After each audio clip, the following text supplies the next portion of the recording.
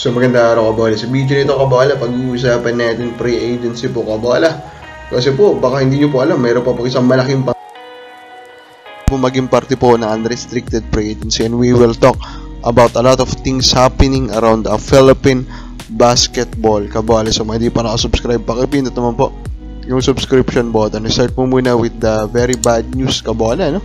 Ito nga pong pagkamatay ng isa sa mga player po kabola ng Philippine national team ng women's. Kalungkot yan, Ashlyn Abong kabola. And actually, ang very intriguing dito talaga, kaya nagiging malaking controversy siya. Naganap siya kasi kabola during training kabola. And now, of course, siguro deserve din naman itong bata kabola and the family na magkaroon din talaga ng investigation. What happened? Diba kabola?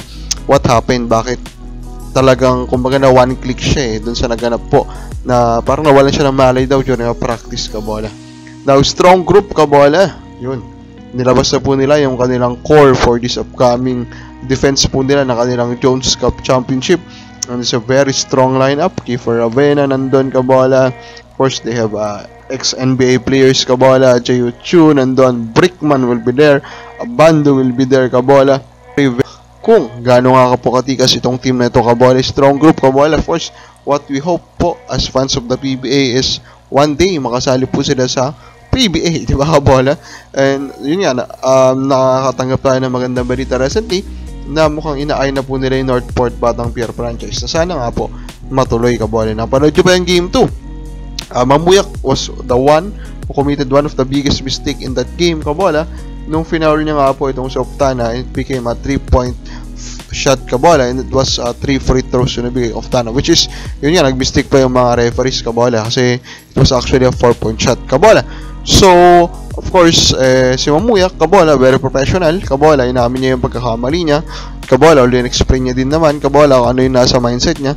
Pero overall, ito yung mga bagay po kabola na talaga mag-grow sila as a young player and as a young team kabola. Yan yung expectation. Pero yun nga lang kabola, of course, hanggang kailan, diba? Hanggang kailangan mag-grow kabola to overcome these mistakes. Now, ito na ang TNT ngayon, talagang lumalabas na po yung fatigue nila kabola. Remember, this is now their third semi-finals kabola, and kung mapapasok sila sa finals, pangatlong finals na nila yan. So hindi rin nakapagtaka kabola na sunod-sunod po yung mga injuries nila. Pugoy nga po yung isa pang injured nila kabola.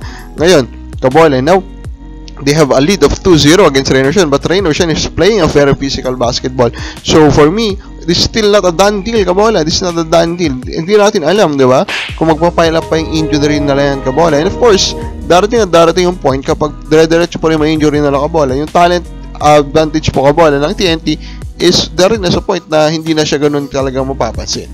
Now, doon naman sa kabilang series kabola, no brainer, sabi ni sa article, to play Junmar in game 2. Pero nung binasa ko, parang kasi ano dito kabola, parang pinipwersa si Pajardo. Pero pagbasahin mo pa yung article, explain naman doon kabola, it's still Pajardo who decided if he will play or not, and he decided to play kabola, which of course good kabola for the team of San Miguel Beermen kabola, di ba? And of course, sino ba yung player tinutukoy natin for the pre-agency kabola na pwede pong pumasok pa doon? It is Robert Bolick, kasi according sa computation natin kabola, papasok na siya dun sa 7 years kabola na ruling kabola. Although of course, meron siyang 1 season ata or 1 tournament na nilaruan po yung International League. Pero kung tama yung bilang ko, pwedeng malapit pa rin kabola yung time na maging unrestricted free agent siya kabola. And again, pag maging unrestricted free agent po siya kabola, he can choose any team now to play with kabola. Pwede siya pumunta sa San Miguel Corporation team kabola kung naghahanap siya ng magandang sweldo, especially din kabola sa iba pang MVP teams kabola, diba kabola? So of course, pwede rin siya pumunta, diba? Converge can also get him kabola. Yung very interesting now, Newsome din kabola, another guy that is kasi natin yan, it will be very loaded kabola. Let us watch kung saan pupunta itong mga players na ito. Kababal sa mo, saan kaya sila pupunta? Comment lang po sa baba.